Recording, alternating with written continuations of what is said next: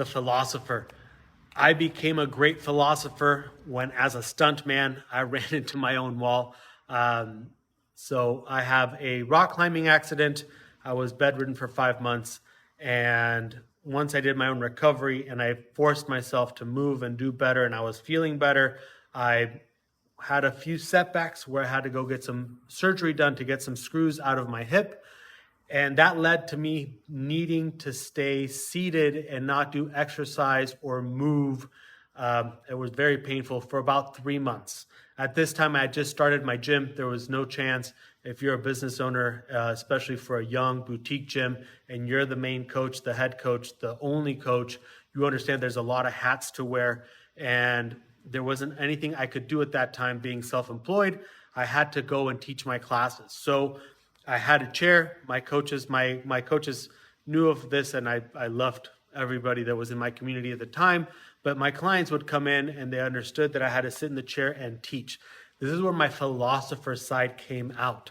The philosopher is a person that ponders about the experience they want to give. They give stories on how the deadlift should be feeling, what the bench press should look like and feel.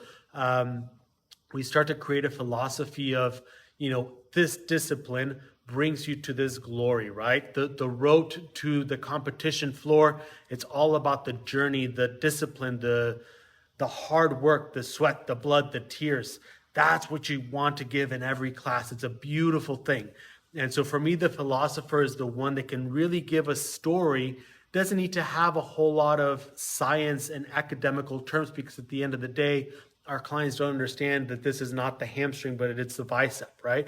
So for me, I became a very good philosopher when I had to coach for about 3 months, sitting down in a chair, not being able to demo as a stuntman, but being able to coach and cue people sitting down how the deadlift should be executed. How can we do a hang clean or a power clean? How are we going to do pull-ups or dumbbell flies? What does it mean to go do a farmer carry around the building? This really brought my philosopher side up. And I think as a philosopher, you're always looking at a bigger picture. So it's not so much about this class or this perfect program, but it's looking more at where's the value in movement? Where's the value of me coaching? Why are people paying so much money to go do work that they could do on themselves at a gym, at a global gym, right? Why are they paying for my perception, my knowledge, my wisdom? And so I think for any coach, any personal trainer, any health professional out there, the philosopher's structure, the pillar of being a philosopher is huge, because this helps you lead towards your end vision. This allows you to have a client and talk to them and start to understand that it's not just the 6 pounds that they want to lose, it's the confidence in their body that they want. And that confidence is going to come from within, not from losing 6 pounds. And the philosopher allows you to understand that we're not working on just superficial goals. We're not working on these medium goals.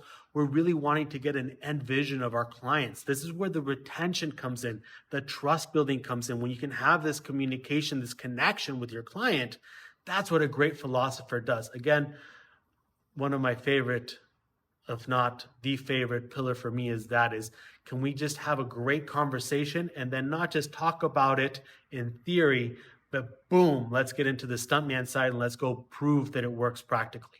So if you're a philosopher, welcome to my world. This is where I love to talk about all the greatness that fitness and health has to offer.